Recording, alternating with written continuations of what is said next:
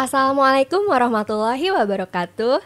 Halo Sobat Healthies, ketemu lagi dengan saya Dini di Info Podcast, informasi, promosi, edukasi kesehatan, berkolaborasi dengan Ide Podcast Korpri Kota Depok.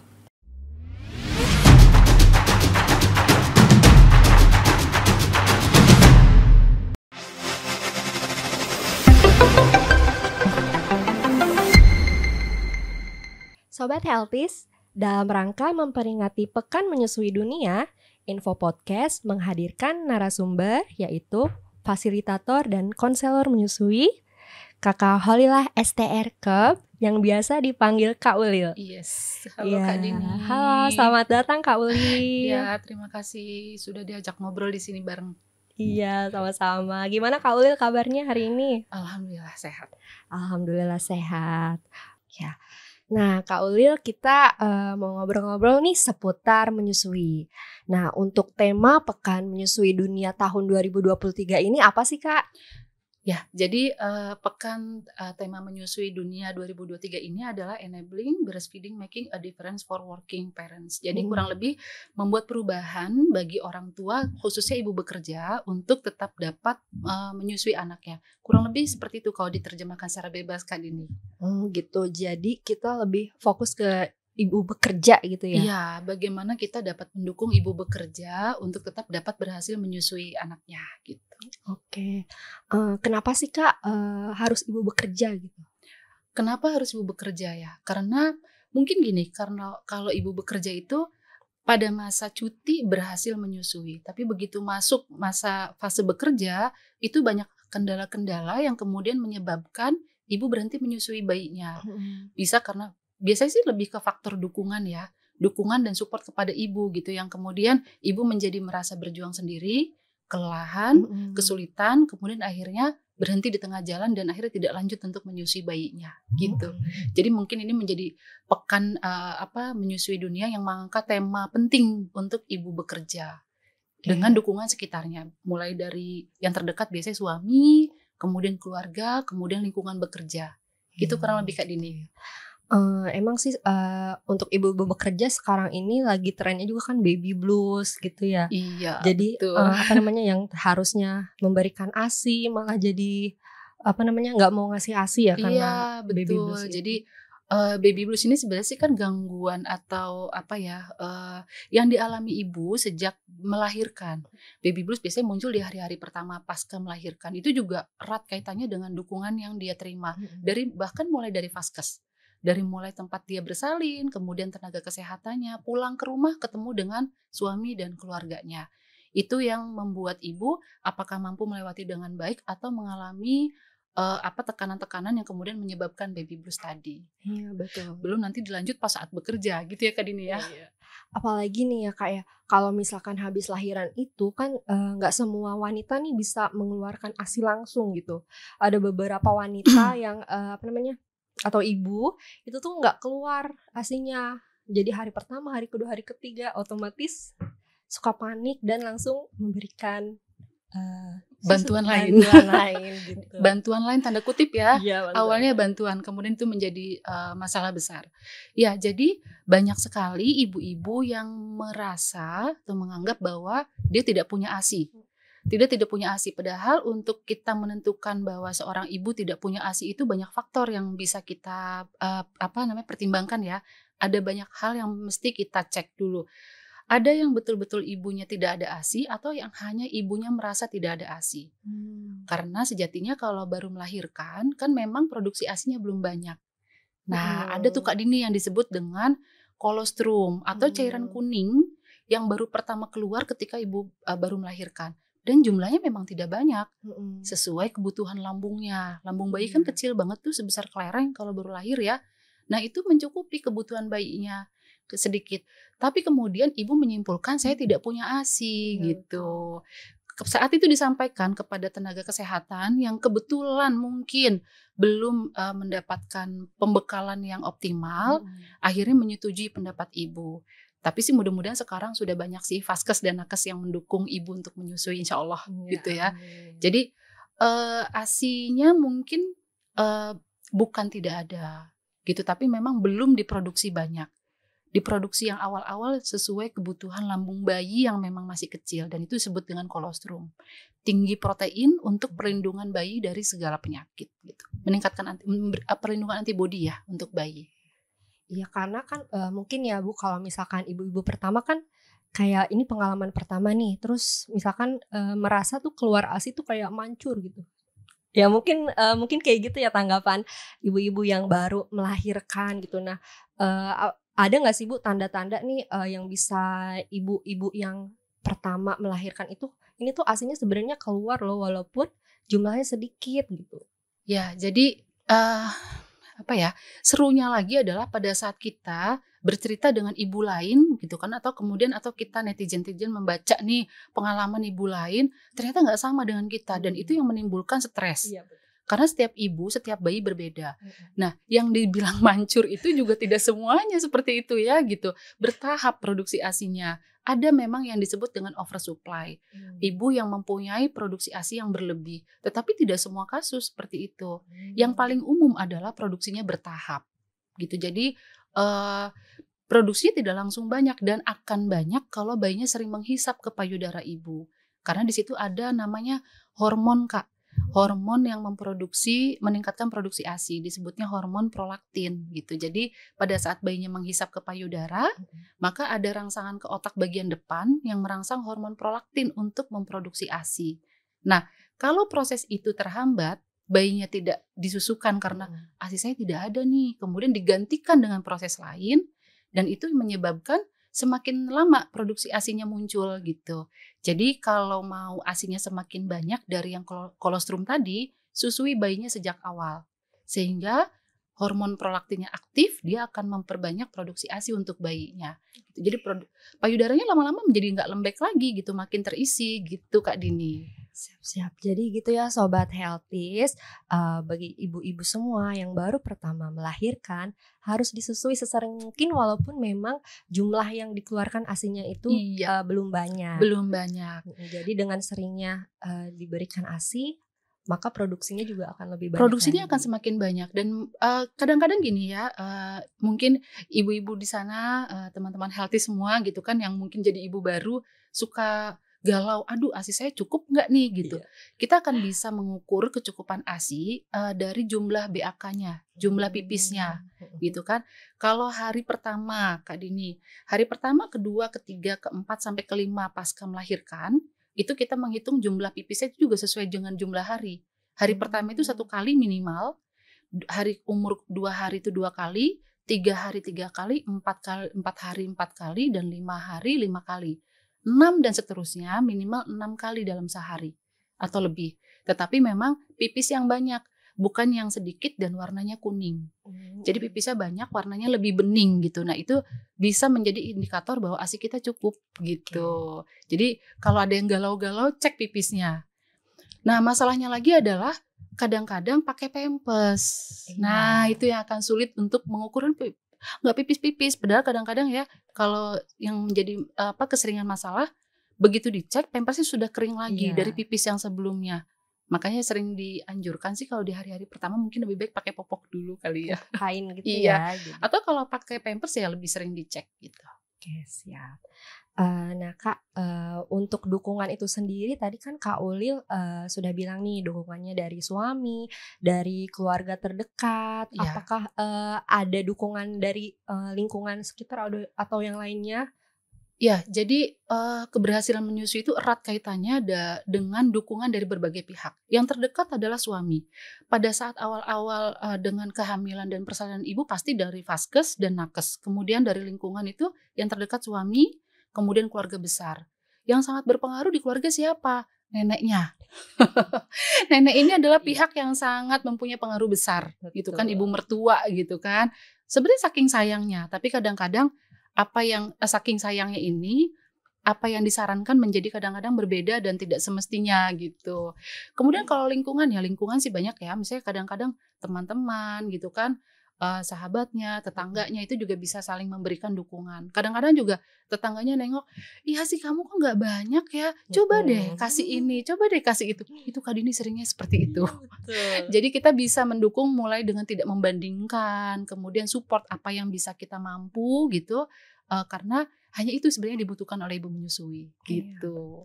Kan kadang-kadang kan kayak tetangga gitu ya Bu, Kak. Iya. Ini apa namanya? Coba deh konsumsi ini untuk penambah ASI gitu. Nah itu sebenarnya ngaruh nggak sih Kak untuk ibu menyusui gitu? Ya kalau untuk penambah ASI atau ASI booster sebenarnya tidak salah dan itu boleh-boleh saja. Cuma jangan sampai nanti persepsinya berubah. Kalau hanya dengan minum ini maka ASINya akan banyak dan itu melupakan prinsip menyusuinya. Prinsip sesering mungkin menyusuinya karena ASI booster ini sifatnya kan memang meningkatkan kualitas. Kalau untuk kuantitas, memang harus sesering mungkin bayinya menyusu. Itu saya tidak tahu juga ya. Produsen mungkin sudah meneliti kandungannya apa gitu kan. Tapi kalau selama minum itu ibunya happy, ibunya senang, percaya diri bahwa ASINya akan banyak, otomatis itu meningkatkan produksi. Oh, ada tadi selain prolaktin, ada hormon oksitosin Kak. Oksitosin ini adalah hormon yang mengalirkan ASINya lancar keluar. Dan itu sangat dipengaruhi oleh kondisi perasaan ibu. Kalau ibunya bahagia, ibunya happy, ibunya tidak ada masalah dengan keluarga, itu ASINya akan lancar mengalir. Termasuk tadi yang ASI booster. Begitu dia konsumsi ASI booster dan dia merasa percaya diri dengan minum ini ASINya akan banyak, ya silakan. Tetapi prinsip menyusuinya tidak boleh dilupakan. Tetap sesering mungkin bayi menyusu, produksi ASI akan banyak, itu tidak bisa dinafikan. Gitu. Jadi tetap harus sesering mungkin bayinya menyusu. Gitu. Iya, jadi sebenarnya ibu-ibu bekerja juga harusnya sudah mulai bisa ya untuk memberikan ASI eksklusif. Oh, yes. Luar biasa untuk Kota Depok. Iya, mantap. Nih lanjut nih Kak. Sebenarnya untuk ibu-ibu bekerja tuh perlu nggak sih Kak untuk ketemu dengan konselor menyusui atau konselor laktasi? Yes, betul sekali, pertanyaannya keren nih Kak. Karena sering banget baru terpikir ketemu itu adalah setelah mengalami masalah. Iya. Mau kerja baru nyari-nyari konselor, nyari-nyari. Aduh gimana nih gitu kan? Tidak salah. Nanti tetap akan dibantu. Tapi biasanya kalau dukungannya dadakan, instan, biasanya ibunya tidak terlalu siap sehingga pada saat ibunya menjelang bekerja, apa yang dia tahu sedikit, kemudian menemui kendala, gugur deh, putus asa. Idealnya memang sejak ANC, sejak antenatal, sejak kunjungan kehamilan itu sudah konsultasi. Kan biasanya persiapan selama hamil nih, persiapan berbicara tentang pentingnya ASI, pentingnya menyusui, bagi kesehatan ibu bayi, bahaya formula, kemudian persiapan bagaimana posisi dan pelekatan yang baik, berbicara IMD gitu kan. Kemudian juga bagaimana persiapan ibu bekerja, tapi biasanya tidak dibahas terlalu dalam pada saat kehamilan. Yang ditekankan biasanya adalah persiapan menyusui IMD tadi, sama posisi dan pelekatan. Nah, untuk ibu bekerja biasanya akan disinggung sedikit, kemudian dilanjutkan nanti pada saat pasca melahirkan. Ada di kontak, biasanya kontak 2 atau kontak 3 tuh, kalau kurang lebih saya lupa. Itu bisa dilanjutkan untuk berbicara tentang persiapan ibu bekerja. Gitu. Jadi pada saat setelah melahirkan, ibunya sudah di rumah, baru tuh nanti ketemu sama konselor pemantapan sebelum yang tadinya sudah dilakukan pada saat kontrol kehamilan. Idealnya seperti itu Kak. Tapi kalau pada saat kehamilan lupa ya nggak apa-apa. Minimal setelah melahirkan inget nih, oh saya bekerja. Segera cari konselor menyusui untuk nanti kita cerita-cerita apa nih yang perlu disiapkan sebelum nanti bekerja. Sehingga nggak panik. Karena biasanya panik Kak Dini. Aduh besok mau bekerja saya belum nyiapin. Udah gitu jadinya stres. Mompa ASINya sedari awal, udah mompa dari pertama lahiran, itu sebenarnya hal yang hal yang agak sayang untuk dilakukan gitu. Belajar memerahnya bisa dari awal, tetapi untuk mengumpulkan ASI perahnya mungkin tidak sedari awal-awal gitu. Itu Kak Dini. Jadi untuk Sobat Healthy semua nih di rumah, misalkan mau pergi ke konselor laktasi, itu sebenarnya ada di mana aja sih Bu? Mungkin kan ada yang belum tahu. Iya, sebenarnya banyak ya sekarang sudah sangat, insya Allah sih saya sudah cukup banyak tersedia konselor laktasi. Bisa ditemui di rumah sakit yang biasanya sudah ada tuh layanan konselor laktasi ya. Ada klinik laktasinya atau tidak? Biasanya kalau ada klinik laktasi pasti ada konselornya. Kemudian bisa di klinik-klinik dan beberapa menyediakan telekonseling. Beberapa komunitas menyediakan layanan telekonseling gitu. Oke, berarti memang ini konselor laktasi sebenarnya sudah ada di mana-mana ya, Kak ya? Iya. Termasuk mungkin di puskesmas juga sudah ada. Iya betul. Puskesmas, karena pemerintah sendiri kan menargetkan satu puskesmas itu satu konselor. Sehingga ini sedang gencar nih pelatihan-pelatihan di beberapa daerah untuk memenuhi target pemerintah yang tadi. Jadi bisa minimal di puskesmas bisa ditanya. Biasanya sih ada. Ada ya. Iya. Jadi ada di wilayah mana nih Sobat Healthy semua bisa ke yang tempat terdekat puskesmas tempat terdekatnya.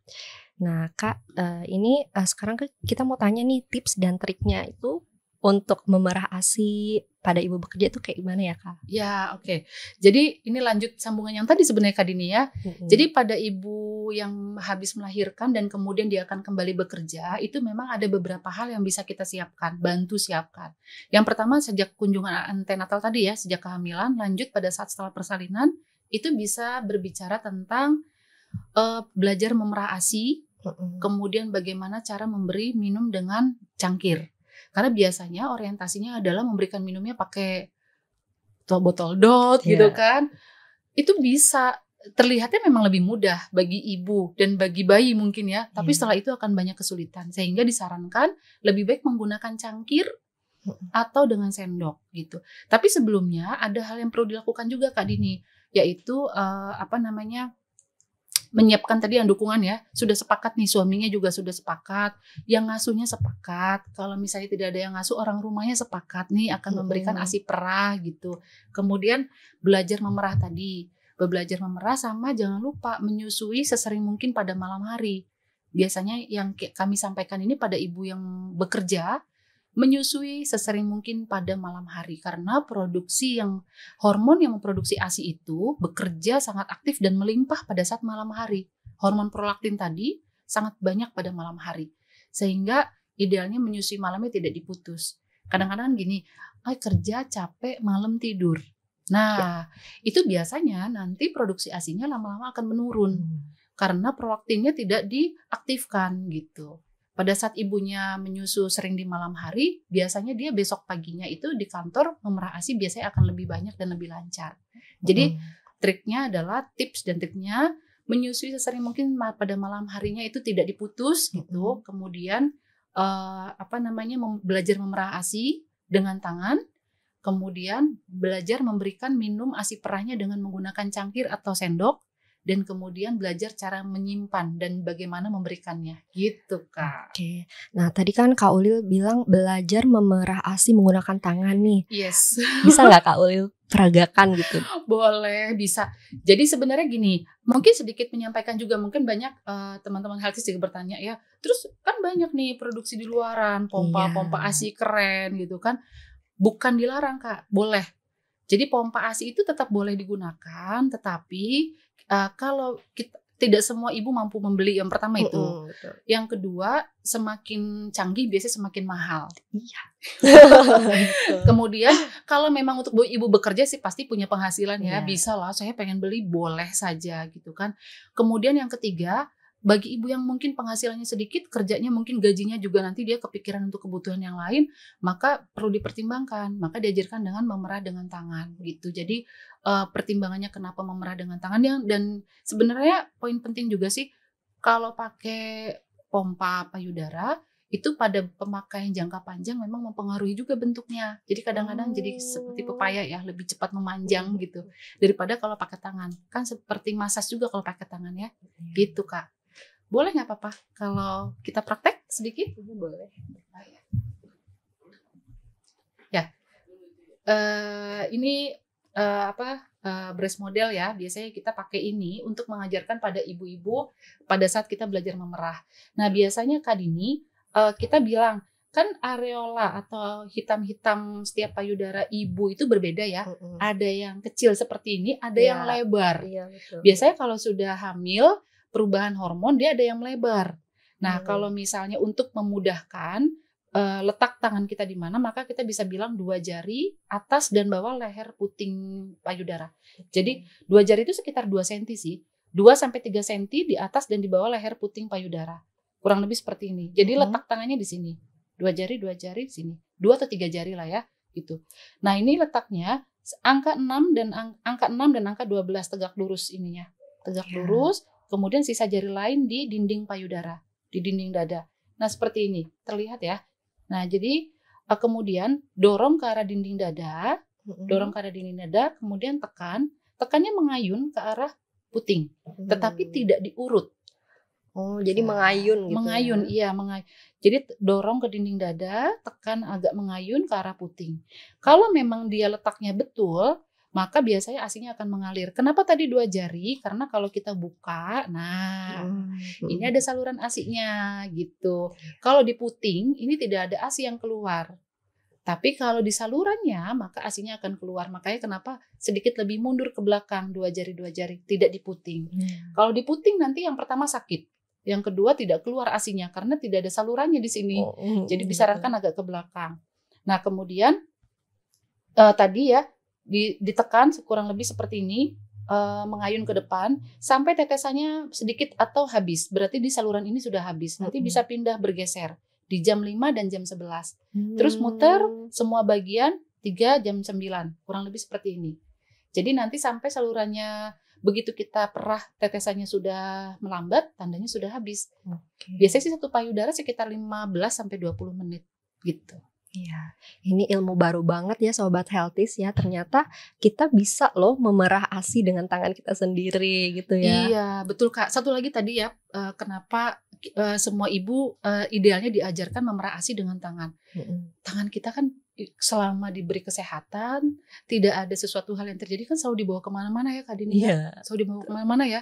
Kalau pompa ASI, secanggih apapun, kalau ada satu saja yang tertinggal, entah itu karetnya, entah itu colokannya, corongnya, nggak bisa dipakai gitu kan, nggak bisa dipakai. Sehingga kalau pakai tangan, kapanpun, dimanapun itu bisa dilakukan. Dan ini ada prinsip sambil memijat payudara kan, sebenarnya sambil memijat, sambil diraba mana nih bagian yang masih menggumpal gitu kan, sambil dimasas pelan gitu, kemudian dilakukan pemijatan dan baru kemudian diperah.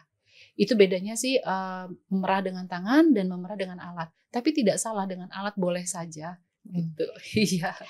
Terus juga tadi kan Kak Ulil juga bilang ya kalau misalkan memberikan ASI itu baiknya menggunakan cangkir. Betul. Nah, cangkirnya tuh cangkir seperti apa?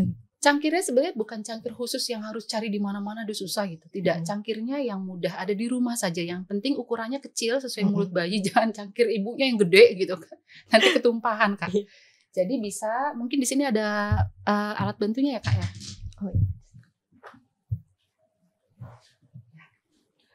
Di sini ada alat bantu. Ini dedek bayinya. Biasanya cara menggendongnya pun seperti ini. Kan tidak telentang ya. Kalau pakai cangkir itu kan kalau telentang takutnya tersedak. Sehingga sedikit agak ditegakkan. Boleh dibedong kalau yang belum terlatih. Atau didekap seperti ini juga boleh. Atau kalau misalnya bingung udah dibedong aja deh ya boleh juga gitu, nggak apa-apa. Cangkirnya, nah ini sobat, cangkirnya seperti ini atau cangkir apapun lah ya yang ukurannya tidak terlalu besar, kecil ya. Atau kalau di rumah ada tutup bukan untuk digunakan ya, tapi misalnya ada tutup botol tuh udah nggak dipakai lagi, saya mau pakai beralih pakai cangkir, itu bisa dipakai. Yang penting pastikan ininya tidak tajam, ininya halus tidak tajam sehingga tidak melukai mulut bayi. Nah, nanti caranya adalah kalau ini sudah terisi ASI, kita berikan ASI perahnya ke bayi tidak dituang. Kalau dituang ini nanti prinsipnya bayinya sama seperti minum dari botol dot gitu kan, dia tidak belajar untuk meneguk, untuk menghisap gitu. Sehingga ditempelkan di bibir bawah bayi bersandar, kemudian agak ditunggingkan agak ditunggingkan sedikit tapi tidak dituang sampai ASI-nya itu ada di mulut sini, di ujung gelas, betul, di bibir gelas. Kemudian dia akan mengecap, akan menghisap, mengecap secara perlahan sampai kemudian ASI-nya masuk semua. Kemudian nanti kalau misalnya tinggal sedikit agak ditunggingkan lagi karena kan biasanya jauh ya. Nah, tapi tetap tidak dituangkan ke dalam mulut gitu. Ini sampai kayaknya kan pasti kita mikir, emang bisa bayi minum dari cangkir? Iya. Ternyata bisa. Bahkan bayi usia 1 hari pun bisa. Gitu. Jadi yang penting tekniknya aja, bagaimana cara memberikannya gitu. Nih Kak, tapi biasanya tuh ibu bekerja itu kan memakai botol bantuan nih untuk memberikan ASI perahnya kepada bayinya. Nah itu sebenarnya boleh apa enggak ya? Atau ada efeknya apa enggak gitu di kemudian harinya? Kalau bilang boleh atau tidak, sebenarnya dikembalikan lagi ke ibu-ibu ya. Tapi mungkin kalau boleh cerita sedikit, kenapa kita lebih menyarankan pakai pakai gelas, bahkan bisa pakai sendok juga gitu kan, dibanding dengan botol. Kalau botol itu lebih memudahkan bayi, ASI-nya itu masuk tanpa dia menghisap dengan kuat. Sehingga bayi kadang-kadang dia akan berpikir bahwa ini lebih enak buat dia. Lebih mudah memberikan botol tapi kemudian sulit menyapih bayi dari botol. Yang kemudian kita sering ada istilah namanya Kak Dini bingung puting.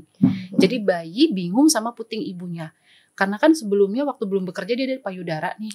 Dia menghisap kemudian begitu ibunya bekerja dikasihnya pakai botol. Karena repot, nggak ada yang ngajarin gitu kan, nggak tahu informasinya seperti apa gitu. Kemudian begitu pakai botol, bayinya akan mengingat nih, akan punya memori. Oh pakai ini lebih enak, lebih cepet gitu kan, lebih enak, lebih cepet, dan dia akan merasa ini mungkin lebih enak buat saya. Walaupun belum tentu baik ya, kan bayi belum bisa memilih ya, dan dia begitu disodorkan sama payudara ibunya lagi, hitungan beberapa waktu bisa kemudian menolak puting payudara ibunya yang disebut dengan bingung puting. Tandanya memang tidak langsung. Ada ibu-ibu yang bilang, enggak kok bayi saya baik-baik aja, pakai botol masih tetap mau menyusu. Tapi coba Sobat Healthies perhatikan, kalau yang mama muda gitu kan, udah dikasih botol, perhatikan respon bayinya. Kalau bayinya pada saat disusui, dia sering nengok-nengok, sering gelisah, nyusu sebentar kemudian lepas-lepas, itu sebenarnya sudah tanda awal. Sudah tanda awal bahwa dia bingung sama puting ibunya gitu kan, karena dia merasa lebih enak pakai dot, saya lebih gampang gitu kan, lebih enak, lebih banyak yang masuk, walaupun akhirnya dia hisapannya menjadi kurang, rahangnya tidak berlatih untuk menghisap dengan baik gitu. Makanya disarankan tetap lebih baik menggunakan cangkir atau sendok untuk menghindari tadi bingung puting tadi, karena cara kerja bayi menghisap dari dot dan cara kerja bayi menghisap dari payudara itu sangat berbeda tekniknya. Iya betul. Banyak yang diaktifkan pada saat dia menghisap payudara. Tapi kalau pada saat dengan dot, memang mangap, buka keluar sendiri. Iya, memang menghisap tapi beda hisapannya dengan bayi menghisap dari payudara. Kurang lebih itu Kak Dini. Jadi makanya kenapa penyakitnya ibu bekerja adalah lama-lama bayinya tidak mau menyusu dari payudara. Bilangnya seringnya disimpulkannya adalah dia lebih suka pakai dot ya gitu. Padahal karena lebih sering ketemu sama dot dan dia sudah mulai ke distraksi ya. Dia lebih suka dia akan memilih lama-lama. Gitu Kak Dini. Jadi lebih baik sebisa mungkin menghindari dan mengupayakan supaya bayi nanti tidak bingung sama puting ibunya sama payudara ibunya. Oke, jadi lebih baik kita menggunakan cangkir ya Bu ya. Iya, bisa dicoba. Kalau yang takut bisa belajar, bisa ketemu sama konselor. Gimana caranya? Sebab kalau tidak belajar pasti memang panik, bingung gimana gitu kan. Gitu Kak Dini. Iya. Nah Kak, untuk kita menyimpan ASI dan juga kapan sih kita mulai memerah ASI untuk ibu bekerja tuh kapan sih Kak baiknya? Iya. Ini nggak tahu ya, cuti ibu bekerja 3 bulan kan ya? Iya Kak, masih 3 bulan. Masih 3 bulan ya. Kalau yang full ngambilnya pas besok mau lahiran, hari ini cuti sih full tuh enak 3 bulan di rumah. Tapi ada beberapa ibu yang cutinya itu adalah 1,5 bulan sebelumnya. Jadi pada saat hamil, kemudian 1 bulan setelahnya ya. Jadi masa bersama bayinya sangat singkat, cuma 1,5 bulan. Nah, kapan mulai memerah? Belajar memerahnya boleh dari awal. Boleh dari awal memerah ASI dengan tangan gitu kan. Tapi kapan mulai mengumpulkan ASI perahnya? Nah ini yang mungkin kalau dari awal rasanya sayang ya.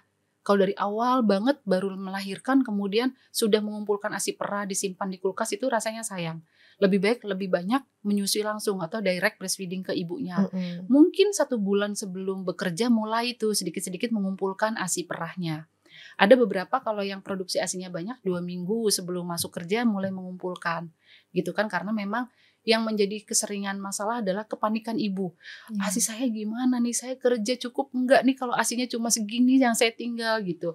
Itu memang menjadi momok masalah ibu-ibu baru bekerja. Sangat panik biasanya, sangat panik sehingga memerahnya jauh-jauh hari dan akhirnya ngumpulinnya itu sangat banyak. Enggak salah juga.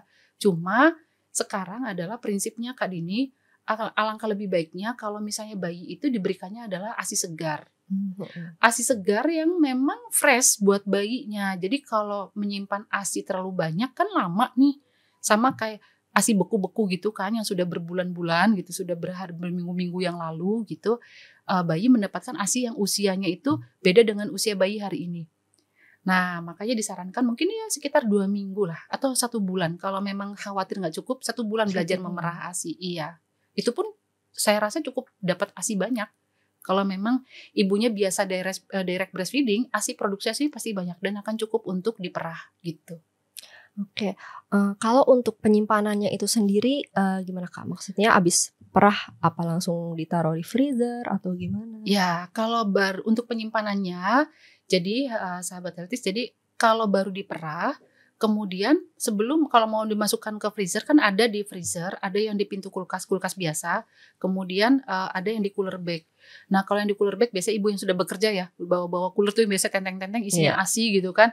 Nah itu biasanya bertahan 24 jam. 15 derajat Celcius ya kalau nggak salah. Kemudian kalau untuk dimasukkan ke dalam kulkas itu ada penyimpanannya itu bisa sampai 2-3 hari. Tapi memang tidak bisa langsung masuk ke kulkas ya Kak, penyamaan suhu dulu. Jadi kalau baru diperah, mau dimasukkan bahkan even mau dimasukkan ke freezer, itu disamakan dulu suhunya. Di pintu kulkas dulu nih sampai adem. Kemudian kalau baru mau kalau mau dibekukan baru naik ke freezer. Itu teknik caranya. Tapi kalau penyimpanannya itu bisa di cooler bag 24 jam. Kalau di kulkas itu bisa 2-3 hari. Kalau dia sangat bersih gitu kan, penyimpanannya tertutup rapat dan memang jarang buka tutup, bisa 5-6 atau 7 hari. Kemudian kalau yang khusus di freezer itu kalau yang kalau yang di freezer yang suhunya kurang lebih minus 15 sampai 0 derajat itu bisa sampai 2 minggu. Kalau yang minus 20 derajat sampai berapa itu yang lebih dingin lagi bisa sampai 3 bulan. 3-6 bulan gitu. Lumayan lama ya. Ya, dan kalau di udara luar bisa Kak, Dini bisa juga. Misalnya mompa nih, kemudian mau dikasih hari ini juga gitu. Kalau di cuaca yang adem, ruangan yang dingin itu bisa 6-8 jam. Tapi kalau suhunya agak anget, suhu biasa itu 4 jam. Dengan tertutup rapat. Gitu. Oke. Nah, berarti kita itu kalau misalkan habis menyusui itu ASI perahnya tuh nggak langsung ke freezer ya ternyata ya? Ya kalau mau ke freezer ya tadi suhunya disamakan dulu, sudah dingin baru naik ke freezer. Begitu pula kalau misalnya sudah di freezer nih, boleh nggak langsung keluar, turunin dulu ke bawah sampai bekuannya hilang. Sampai bekuannya hilang, cair, baru dikeluarkan dari kulkas, kemudian disiapkan untuk diberikan kepada bayi. Sebelumnya direndam di air hangat. Tidak dipanaskan di air mendidih. Direndam di air hangat, kemudian baru siap-siap untuk diberikan kepada bayi. Gitu. Untuk kita milih nih, Kak, ASI yang mana dulu sih nih yang kita turunin untuk diberikan ke bayi kita tuh triknya gimana Kak? Ya itu ya tadi ya, kita ada mengenal istilah FIFO, first in first out, dan LIFO, last in first out. Jadi dulu pakainya memang jurnal atau jurnal yang mendukung itu memang FIFO. Artinya yang pertama kali disimpan dan dia yang pertama kali keluar.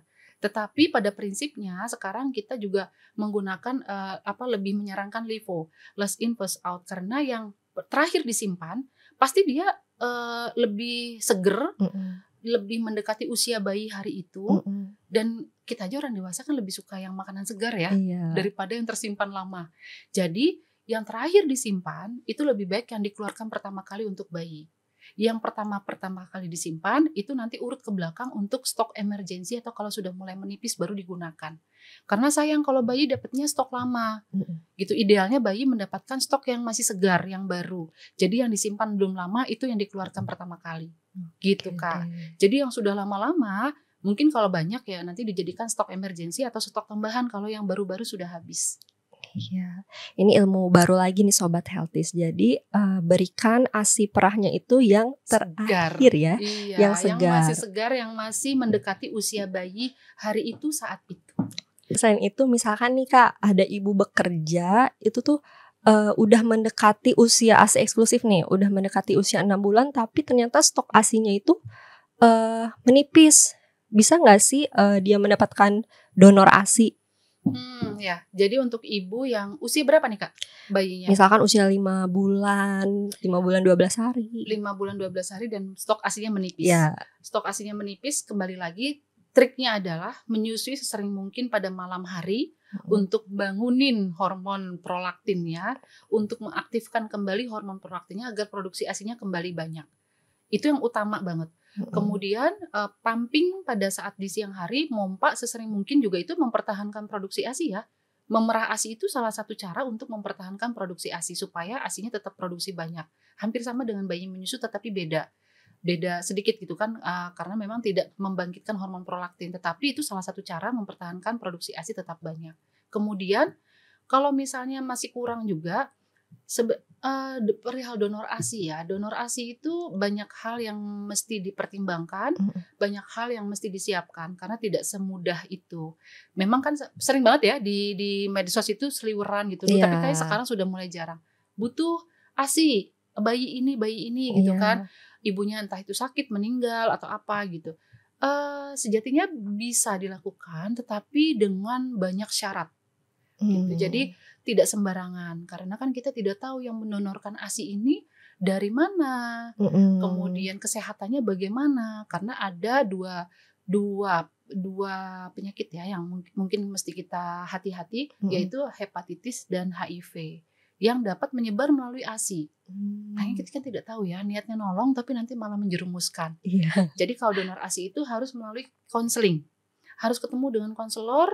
Kemudian apalagi kalau dalam agama kita Islam itu ada namanya nasab kan. Jadi kalau misalnya minum jadi saudara sepersusuan kan, nah itu juga mesti dirunut banget gitu, mesti disiapkan sekali. Jadi tidak sembarangan. Jadi kalau tipsnya udah 5 bulan, maka lebih baik sih susui sesering mungkin pada malam hari. Pada saat di rumah itu lebih baik tunda dulu pekerjaan yang bisa ditunda, lebih banyak bonding sama bayinya untuk breastfeeding direct. Kemudian kalau akhir pekan lebih sering berdua dengan bayinya gitu kan agar produksi ASInya tetap bertahan. Kemudian pada saat di tempat kerja rutin memerah ASInya. Itu saya rasa cukup membantu. Karena apalagi 5 bulan itu sudah mulai persiapan MPASI.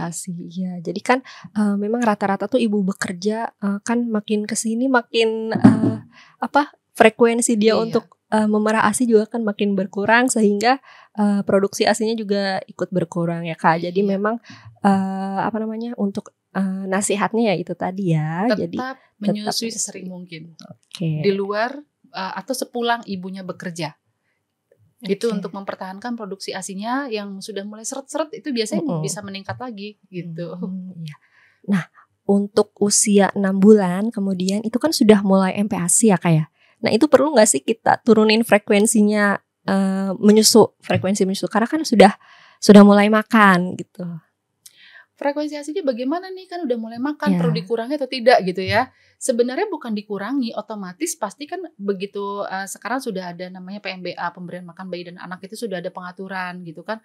Usia 6 bulan bayi sudah mulai dapat pengenalan makan pertama 2-3 kali dengan tekstur lembut gitu kan, yang disaring.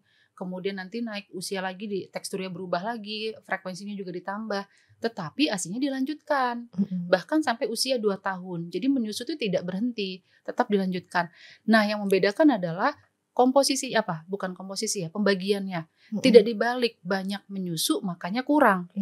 Itu sebabnya kalau yang seperti itu sebabnya banyak bayi yang kalau sudah selesai usia eksklusif, masuk MPASI, apalagi ibunya bekerja, begitu ditimbang turun. Waktu 6 bulan bagus nih KMS-nya naik gitu kan sesuai grafik pertumbuhan. Begitu MPASI mulai drastis turun. Nah, ini yang perlu menjadi tanda tanya. Apa yang salah? Bagaimana MPASI-nya? Menyusuinya masih lanjut apa enggak gitu kan? Banyak-banyak ibu atau kebanyakan ibu atau di luar sana berpikir, oh kalau sudah ASI eksklusif, besok MPASI plus tambah susu formula. Nah itu habis ini susu formula apa yang bagus gitu. Nah itu yang sebenarnya agak perlu diluruskan gitu kan, karena menyusuinya tidak lepas, tetap dilanjutkan, tetapi sudah berganti menjadi tidak 100%. 50-50 pada saat awal-awal 6 bulan. Beranjak di usia 9 bulan, 12 bulan itu kebutuhan ASI makin mengecil dan kebutuhan makanan semakin besar. Tetapi tidak lepas sampai usia 2 tahun. Oke, ada batasan nggak sih Kak, 2 tahunnya itu sampai kapan gitu kan? Ada juga nih ibu-ibu yang belum bisa menyapih anaknya di usia 2 tahun gitu. Ada batasan nggak nih, maksimal pokoknya usia segini gitu udah nggak ASI lagi? Ya, kalau untuk menyusui itu sebenarnya Kak Dini, bayinya mau lebih dari 2 tahun masih pengen nyusu. Kalau memang ibunya nyaman, ya maksudnya sebenarnya itu nggak masalah, nggak apa-apa. Ada yang sampai 3 tahun ada gitu kan, ada sampai 3 tahun mungkin sambil diajak ngobrol, nyusunya sudah mulai di tempat yang tertutup, gitu udah gede kan diajarin juga gitu kan. Karena tidak rugi juga, bonding sih sebenarnya. Mungkin jumlahnya sudah berkurang ASINya gitu kan. Kebutuhan yang dari kebutuhan bayi yang didapat anak dari ASI sudah tidak seperti awal-awal, tetapi yang tidak berkurang adalah bonding, ikatan anak terhadap ibu. Kemudian juga ada bakteri-bakteri baik di dada ibu yang bisa masuk ke pencernaan bayi melalui pada saat bayinya menyusu. Jadi walaupun kandungan gizinya sudah berkurang karena memang sudah harus dipenuhi dengan makanan lain, tapi dia ada bakteri baik nih yang masuk ke dalam pencernaan bayi, jadi nggak masalah gitu. Sampai usia 3 tahun masih ada. Tapi masih mungkin nanti ya? mulai disampaikan gitu kan. Memang kebutuhannya sudah mulai lebih banyak dipenuhi dengan makanan. Iya. Untuk Kak Ulil sendiri ada nggak sih pesan-pesan untuk Sobat Healthies yang ada di sana? Ya. Terkait dengan Pekan Menyusui Dunia, kita adanya support untuk ibu bekerja, ya harapannya sih kalau di luaran sana Healthies memang sedang menyusui dan akan bekerja, insya Allah percaya diri, pasti bisa. Karena biasanya munculnya dari keyakinan diri sendiri juga. Tapi gimana nih caranya untuk bisa prepare dari awal? Well prepare dari mulai kehamilan, kemudian persalinan, pada saat nifas ketemu dengan konselor atau tenaga kesehatan yang memang mendukung. Kemudian untuk yang di sekitar gimana? Semoga bisa mendukung. Dari mulai tenaga kesehatannya, fasilitas kesehatannya pasti ya, kemudian tenaga kesehatannya, kemudian juga suami, kemudian lingkungan keluarga bisa mendukung. Suami gimana cara mendukungnya? Istrinya pulang kerja dipijitin malam. Suami juga capek nih kerja, tidur. Kan saya juga mau tidur, nggak apa-apa. Sambil merem matanya pijitin punggung ibunya, punggung istrinya. Kalau hari kerja, hari libur, bantuin istrinya mengerjakan kerjaan rumah tangga atau berbagi tugas gitu kan. Sehingga ibunya bisa fokus untuk menyusui bayinya. Dan kemudian nanti pada saat kembali bekerja dia fresh kembali ke kantor, tidak rungsing. Ini habis ngurusin hanya bayinya dia sendirian. Begitu pula dengan keluarga. Begitu pula dengan neneknya, mertuanya, tetangganya, teman-temannya, itu semua. Lingkungan kerja itu sangat penting sekali. Jadi fasilitas lingkungan kantor juga bisa mendukung. Teman bekerjanya memberikan kesempatan kalau sudah waktunya sekitar 2-3 jam, ingetin, kamu udah merah belum? Kesana merah, kerjaan kamu biar saya tungguin atau saya handle sebentar. Atau udah beres, nggak apa-apa, nanti kalau ada apa-apa saya kabarin. Nah itu juga bentuk dukungan rekan kerja. Rekan kerja juga sangat mempengaruhi, karena biasanya kalau rekan kerja ngilang mulu, kamu kemana gitu kan. Nah itu juga bisa mempengaruhi ibunya jadi nggak pede, mau perah, mau apa, sehingga nanti dia tidak mau merah, dan itu juga mempengaruhi keberhasilan menyusui. Gitu Kak, mungkin tipsnya gitu. Ya itu tadi well prepare ya, belajar dari awal sehingga pada saat menjelang bekerja tidak panik. Sudah banyak bekal yang ibunya sudah tahu, ditambah dukungan-dukungan, insya Allah berhasil menyusuinya. Oke, terima kasih banyak Kak Ulil atas pesan-pesannya untuk Sobat Healthy semuanya. Oke Sobat Healthy, usai sudah info podcast kali ini. Sebelum menutup acaranya, aku mau pantun dulu nih Kak. Mantap, silakan Kak Dini. Jangan lupa dicakepin ya Kak. Siap. Sarapan pagi pakai telur ceplok. Cakep. Siangnya makan bakso di Margonda. Cakep. Ingat para ibu warga Depok, ASI eksklusif kunci generasi harapan bangsa. Masya Allah, cakep Kak Dini. Oke, terima kasih banyak ya Kak Ulil atas kedatangannya hari ini ke Info Podcast. Info Podcast, sehat bersama pasti bisa.